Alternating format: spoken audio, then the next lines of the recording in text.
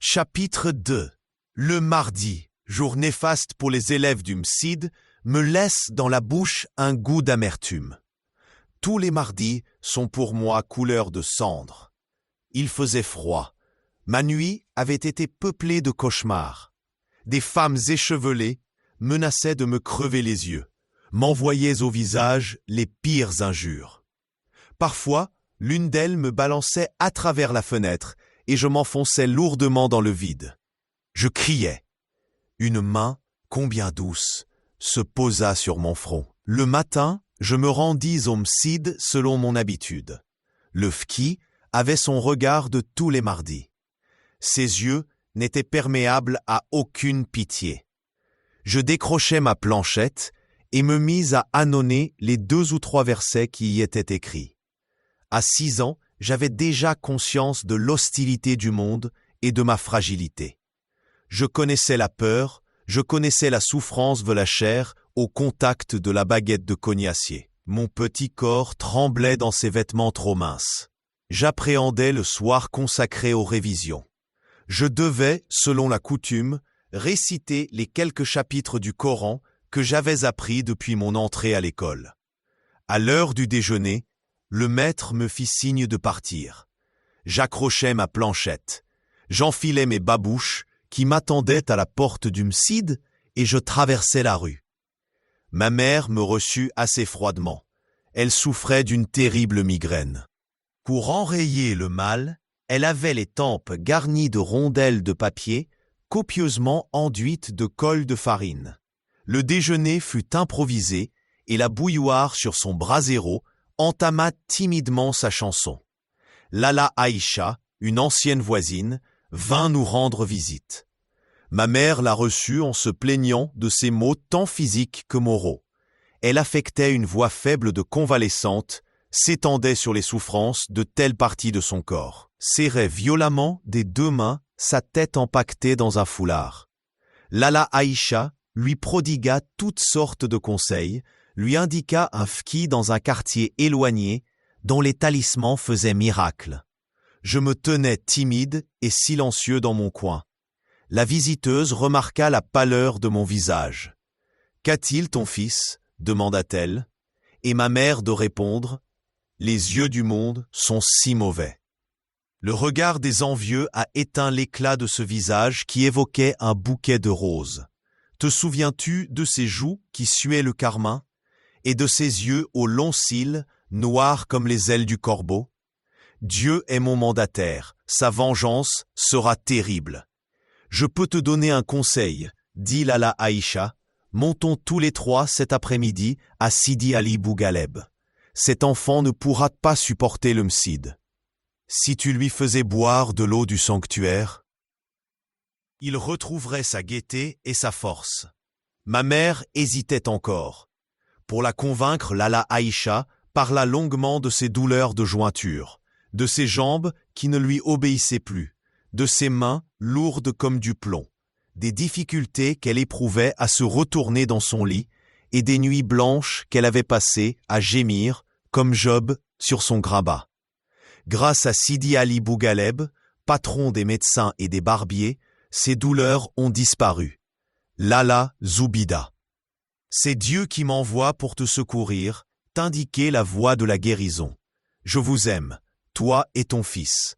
Je ne retrouverai jamais le goût ni de la nourriture, ni de la boisson, si je vous abandonne à vos souffrances. Ma mère promit de visiter Sidi Ali Bougaleb et de m'emmener cet après-midi même. Lala Aïcha soupira de satisfaction. Les 2 femmes restèrent à bavarder encore longtemps. Ma mère monta sur la terrasse. Redescendit avec une brassée de plantes aromatiques qu'elle cultivait dans des pots ébréchés et de vieilles marmites d'émail. Elle parfuma son thé de verveine et de sauge, proposa à Lala Aïcha une petite branche d'absinthe à mettre dans son verre. Elle refusa poliment, déclara que ce thé était déjà un véritable printemps. Je mis dans mon verre toutes sortes de plantes aromatiques. Je les laissai longtemps macérer. Mon thé devint amer, mais je savais que cette boisson soulageait mes fréquentes coliques. Ma mère se leva pour se préparer. Elle changea de chemise et de mansouria, chercha au fond du coffre une vieille ceinture brodée d'un vert passé, trouva un morceau de cotonnade blanche qui lui servait de voile, se drapa dignement dans son haïque fraîchement lavé. C'était en vérité un grand jour. J'eus droit à ma djellaba blanche et je dus quitter celle de tous les jours, une djellaba grise, d'un gris indéfinissable, constellée de taches d'encre et de ronds de graisse. Lala Aïcha éprouva toutes sortes de difficultés à s'arracher du matelas où elle gisait. J'ai gardé un vif souvenir de cette femme, plus large que haute, avec une tête qui reposait directement sur le tronc, des bras courts qui s'agitaient constamment. Son visage lisse et rond m'inspirait un certain dégoût. Je n'aimais pas qu'elle m'embrassât. Quand elle venait chez nous, ma mère m'obligeait à lui baiser la main parce qu'elle était Shérifa, fille du prophète. Parce qu'elle avait connu la fortune et qu'elle était restée digne, malgré les revers du sort. Une relation comme Lala Aïcha flattait l'orgueil de ma mère. Enfin, tout le monde s'engagea dans l'escalier. Nous nous trouvâmes bientôt dans la rue. Les deux femmes marchaient à tout petits pas, se penchant parfois l'une sur l'autre pour se communiquer leurs impressions dans un chuchotement. À la maison, elles faisaient trembler les murs en racontant les moindres futilités. Tellement leurs cordes vocales étaient à toute épreuve. Elles devenaient, dans la rue, aphones et gentiment minaudières. Parfois je les devançais, mais elles me rattrapaient tous les 3 pas pour me prodiguer des conseils de prudence et des recommandations. Je ne devais pas me frotter aux murs. Les murs étaient si sales et j'avais ma superbe djellaba blanche, je devais me moucher souvent avec le beau mouchoir brodé pendu à mon cou. Je devais de même m'écarter des ânes, ne jamais être derrière eux car ils pouvaient ruer, et jamais devant car ils prenaient un malin plaisir à mordre les petits enfants. « Donne-moi la main », me disait ma mère. Et 5 pas après, « Va devant, tu as la main toute moite ». Je reprenais ma liberté, mais pour un temps très court. Lala Aïcha se proposait de me guider dans la cohue.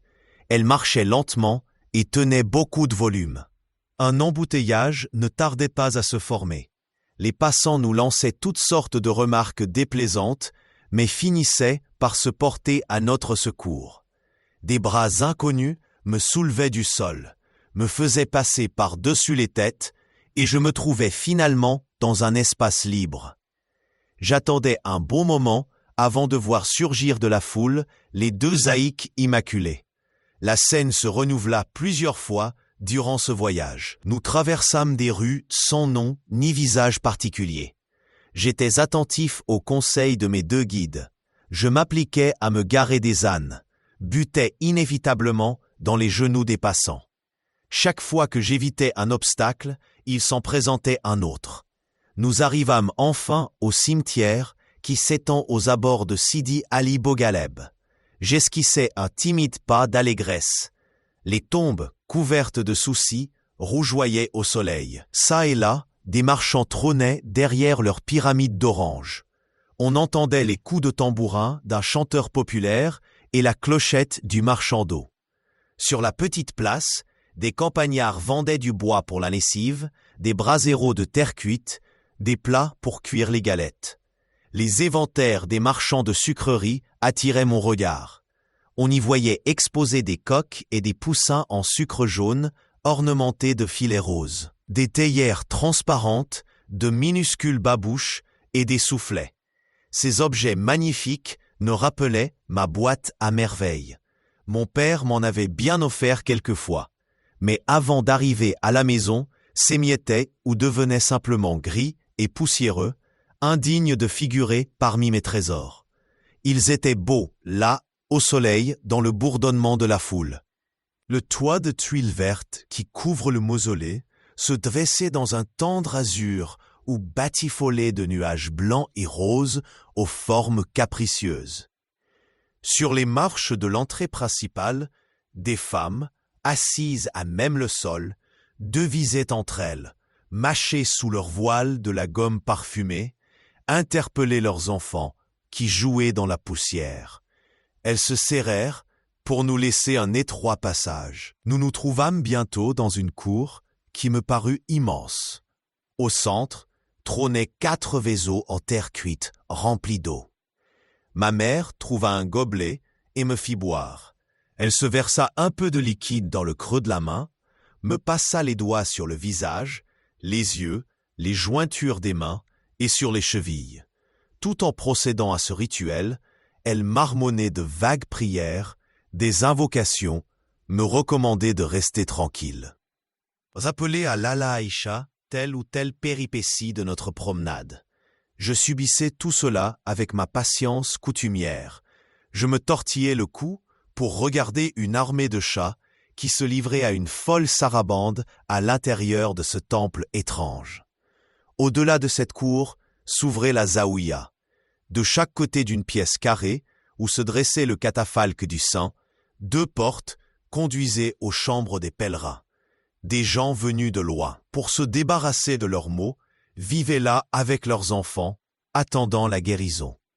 En arrivant devant le catafalque, Lala Aïcha et mère se mirent à appeler à grands cris le saint à leur secours. L'une ignorant les paroles de l'autre, chacune lui exposait ses petites misères, frappait du plat de la main le bois du catafalque, gémissait, suppliait, vitupérait contre ses ennemis. Les voix montaient, les mains frappaient le bois du catafalque avec plus d'énergie et de passion. Un délire sacré s'était emparé des 2 femmes. Elles énuméraient leurs maux, exposaient leurs faiblesses, demandaient protection, réclamaient vengeance, avouaient impureté, proclamaient la miséricorde de Dieu et la puissance de Sidi Ali Bouhaleb, en appelaient à sa pitié. Épuisées par leur ferveur, elles s'arrêtèrent enfin. La gardienne du mausolée vint les complimenter sur leur piété et joindre ses prières aux leurs. « Vos vœux seront exaucés et vos désirs comblés, » dit-elle pour conclure. « Dieu est généreux, il soulage les souffrances et panse toutes les blessures. Sa bonté s'étend à toutes les créatures. N'est-ce pas un signe de sa bonté de nous avoir envoyé des prophètes pour détourner de la voie du mal et nous indiquer le chemin du paradis? C'est un effet de sa générosité nous avoir révélé par l'intermédiaire de notre Seigneur Mohammed, le salut et la paix soient sur lui. Sa parole très vénérée qui nous enseigne les vertus capitales, la charité, l'amour des parents, le bienfait envers toutes les créatures. Ceux qui ont pratiqué ces vertus dans toute leur intégrité deviennent les amis de Dieu et intercèdent en notre faveur. Sidi Ali Bouhaleb figure parmi les plus dignes.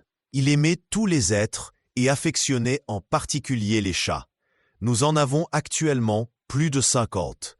On nous les amène malades, galeux et efflanqués. Peu de temps suffit pour qu'ils retrouvent la santé et la joie. Pour plaire aux saints, nous devons les nourrir et les soigner. Ma mère fouillait dans ses vêtements. Elle ne tarda pas à sortir un mouchoir avec un gros nœud. Lentement, elle le dénoua en s'aidant plusieurs fois de ses incisives. Lala Aïcha lui chuchota à l'oreille une phrase mystérieuse. Ma mère hocha la tête et offrit à la Mokadma 2 pièces d'1 franc accompagnées de cette explication. Voici pour moi et pour la chérifa qui m'accompagne. La gardienne ouvrit ses 2 mains, reçut le don et entama une longue oraison. Des femmes arrivèrent de l'extérieur et se joignirent à notre petit groupe pour bénéficier de ce moment de grâce, pour profiter de cette rosée spirituelle qui rafraîchit les cœurs. Lentement, je me glissai hors de cet essaim de femmes pour aller caresser un gros matou étalé de tout son long contre le mur. Il me regarda de ses yeux jaunes, ronronna et m'envoya un magistral coup de griffe. Le sang gicla. Ma main se mit à me cuire atrocement. Je poussai un cri. Ma mère se précipita, folle d'inquiétude, bousculant ses voisines, butant dans son haïk qui traînait sur le sol. La blessure me faisait mal et je hurlais sans discontinuer. Les femmes posaient des questions, s'apitoyaient, m'offraient une orange pour me consoler, m'appelaient leur petite rose, leur bouquet de jasmin, leur petit fromage blanc. Loin de le calmer, ce tourbillon de visage me donnait le vertige. Je sanglotais à fendre l'âme. Une main mouillée se posa sur ma figure. Un torchon sécha mes larmes et l'écoulement de mon nez. Le froid de cette main calma mes pleurs. Mais je ne cessais pas de hoqueter le long du chemin de retour. Ma mère me coucha dès l'arrivée à la maison. Mon père se levait toujours le premier. Je voyais vaguement sa silhouette dans le demi-jour danser lentement. Il s'enroulait autour des reins une corde de plusieurs coudées en poil de chèvre, qui lui servait de ceinture. Pour cela, il tournait sur lui-même, soulevait une jambe pour laisser passer la corde, soulevait l'autre alternativement, faisait des gestes larges de ses bras. Il procédait ensuite à l'arrangement de son turban, mettait sa djellaba et sortait en silence. Ma mère dormait. Ce matin, j'entendis mon père lui chuchoter « Ne l'envoie pas au Mcid, il semble bien fatigué ». Ma mère acquiesça et se replongea dans ses couvertures. Toute la maison dormait encore. 2 moineaux vinrent se poser sur le mur du patio, je les entendais sautiller d'un endroit à l'autre, frappant l'air de leurs courtes ailes. Ils discutaient avec passion et je comprenais leur langage. Ce fut un dialogue passionné, ils affirmèrent ceci avec conviction « J'aime les figues sèches ». Pourquoi aimes-tu les figues sèches ? Tout le monde aime les figues sèches. Oui, oui, oui, tout le monde aime les figues sèches. Les figues sèches, les figues sèches, les figues sèches. Les ailes froufroutèrent, les 2 moineaux partirent continuer leur conversation sur d'autres toits. Je comprenais le langage des oiseaux et de bien d'autres bêtes encore, mais ils ne le savaient pas et s'enfuyaient à mon approche. J'en éprouvais beaucoup de peine. Des sauts entrechoqués cliquetèrent dans le patio. La Chouafa se levait la première et c'était tant mieux. Les ombres de la nuit s'attardaient encore à cette heure autour de la fontaine et du puits, dans les lieux d'aisance et dans l'immense débarras où chaque locataire à tour de rôle procédait à sa toilette. La Chouafa connaissait les paroles efficaces qui rendaient ces ombres inoffensives. Chaque jeudi soir, elle brûlait des aromates, aspergeait les coins de lait ou d'eaux odoriférantes, prononçait de longues incantations. Une porte claqua. Zineb, la fille de Rama, se mit à geindre. Sa mère la gratifia d'une gifle sonore et la noya sous un flot d'injures. « À ton âge, n'as-tu pas honte de mouiller ton lit presque chaque nuit ? Je devrais te lâcher dans une étable, au lieu de te préparer chaque soir ton matelas. » La Chouafa l'interrompit. « Que ta matinée soit heureuse, Rama. Que ta journée soit ensoleillée, Lala. Comment te sens-tu ce matin ? Je remercie le Seigneur. Il m'a affligé une terrible punition le jour où il m'a donné cette pisseuse de mauvais augure. Je le remercie pour ses dons innombrables. Je le remercie dans la joie comme dans la fiction. Éloigné soit de toi tout sujet de chagrin. Prends patience. Cet enfant guérira, elle sera ta consolation dans ce monde de misère. Dieu t'entende, Lala, qu'il répande sans mesure ses bénédictions sur toi, sur ceux qui te sont chers. Ma mère remua dans son lit, toussa, soupira, finit par se mettre sur son séant. Elle se leva et ouvrit la fenêtre. La lumière m'éclaboussa les yeux et me fit mal. J'entendis s'ouvrir les follets de Fatma Bziouya. D'une voix ensommeillée, ma mère déroula son chapelet de salutations d'usage qu'elle adressait chaque matin à sa voisine d'en face. Celle-ci lui souhaita une heureuse journée avec les formules habituelles. Aucune n'écoutait les propos de l'autre. Chacun récitait son boniment sur un air monotone, sans ardeur et sans enthousiasme. Elle posait des questions, mais connaissait d'avance les réponses. Depuis 3 ans que nous habitions ensemble, elles avaient répété les mêmes phrases chaque matin. Parfois, elles modifiaient un mot, faisaient allusion à quelque récent événement. Mais de telles circonstances étaient fort rares. Invariablement, ma mère demandait « Comment te sens-tu ce matin ? Ta tête ne te fait-elle pas trop souffrir ? Ton sommeil a-t-il été paisible ?» Elle concluait « La santé est chose capitale, ma sœur. Rien ne peut la remplacer. » Ce jour-là, elle ajouta, « Mon garçon n'est pas bien aujourd'hui. Dieu éloigne de toi et de ceux qui te sont chers le mal, et crève les yeux à ceux qui nous envient. » La voix de la Chouafa monta du rez-de-chaussée. « Lala Zoubida, que ta matinée soit bénie.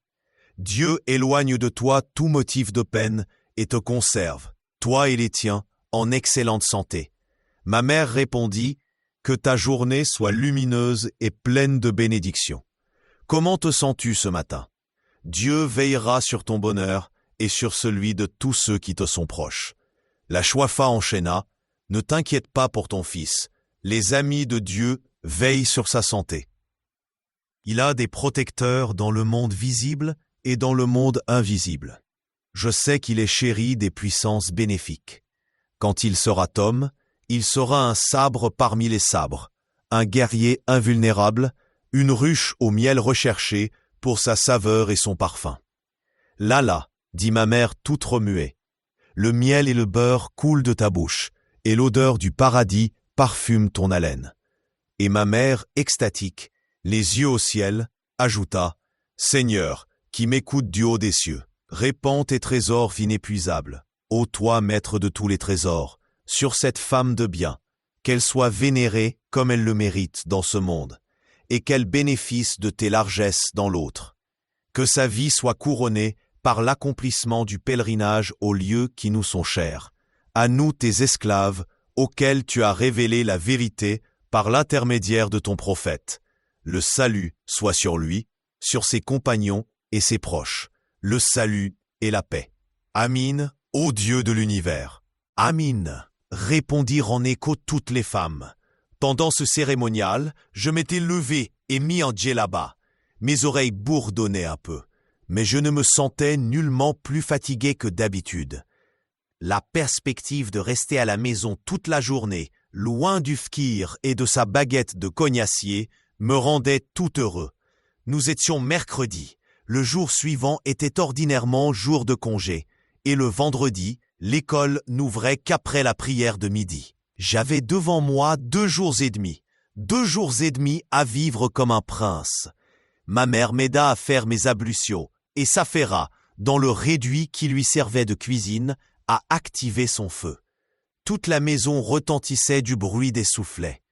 Il faisait un éclatant soleil. Bientôt la table fut mise. Il y avait des œufs frits à l'huile d'olive et du pain frais. Nous nous mîmes à manger. Halal, le mari de Fatma Bziouya, jardinier de son état, fit entendre sa voix à l'entrée de la maison. « N'y a-t-il personne?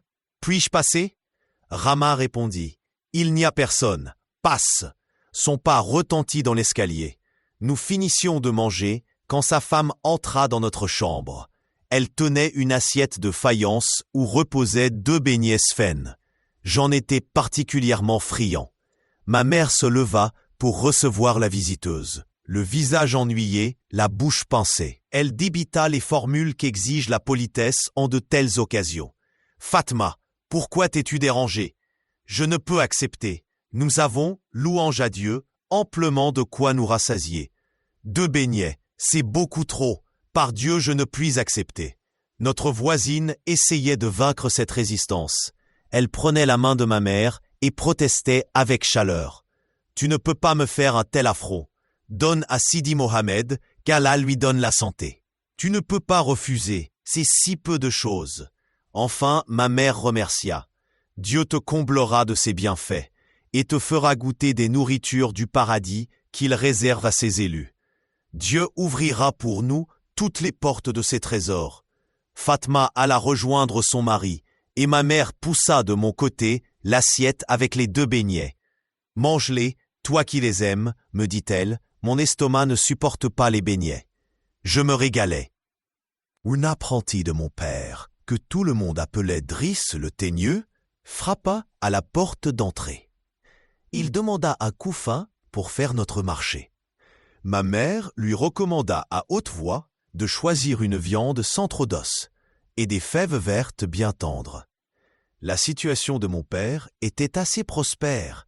Nous pouvions nous permettre de manger de la viande 3 à 4 fois par semaine.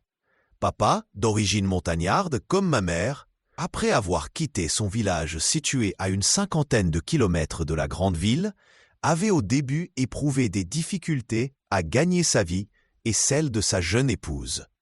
Dans son pays, on était pillard et paysan. À Fès, il fallait pour vivre exercer quelque industrie citadine ou monter un petit commerce. Dans notre famille, vendre et acheter a toujours été considéré comme le métier le plus vil. Mon père se souvint avoir été à un moment de sa jeunesse dans l'atelier de l'un de ses oncles maternels, tisserand de couvertures. Il s'acheta donc un minimum de matériel, loua un coin dans un atelier et s'installa tisserand. Il faisait honnêtement son travail, améliorait de jour en jour sa production. Bientôt, ses articles furent très disputés et le ménage jouit d'un certain confort. Mon père avait un vieil ouvrier avec lui sur le métier. Driss le teigneux garnissait les canettes et faisait les commissions.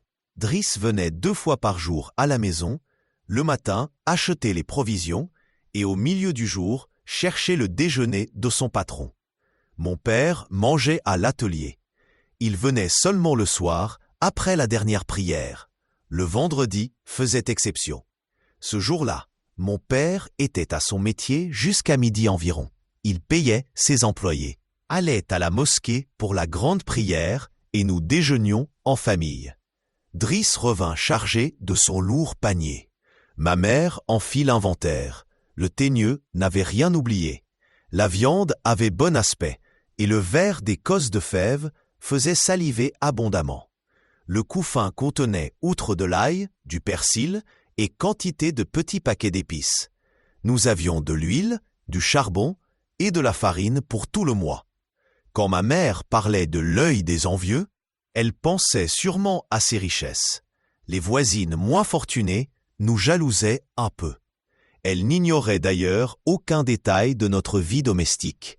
Ma mère, de son côté, connaissait les difficultés de tout le monde, l'état des finances de chaque ménage, les dettes qu'il contractait, ses dépenses de chaque jour et la qualité de son ordinaire.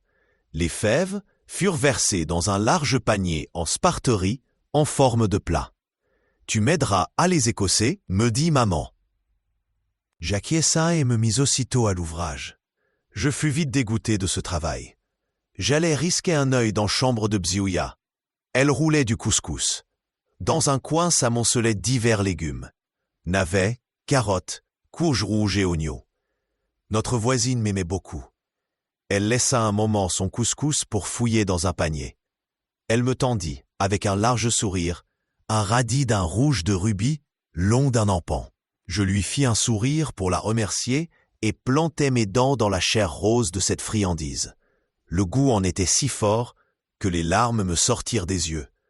Je ne dis rien, je partis à reculons, grimpai les marches qui conduisaient sur la terrasse et jetai par-dessus le mur qui nous séparait d'une autre maison, le beau radis. Le soleil était clair et chaud. Un chat blanc et noir reposait sur le mur et suivait mes mouvements de ses yeux à demi fermés. Je n'en approchais point. Le coup de griffe du matou pensionnaire de Sidi Ali Bougaleb m'avait appris à me méfier des chats qui ronronnent au soleil. Ma mère s'inquiétait déjà de mon absence. Elle m'appelait à la cantonade. Je m'engageais dans l'escalier pour redescendre. Quelqu'un montait pieds nus. Les pas mous et le froufrou des vêtements se rapprochaient. Apparut Rama. Ma mère ne lui parlait plus depuis leur dispute. Les 2 femmes évitaient de se rencontrer. Moi, je ne savais pas s'il fallait lui sourire ou me sauver.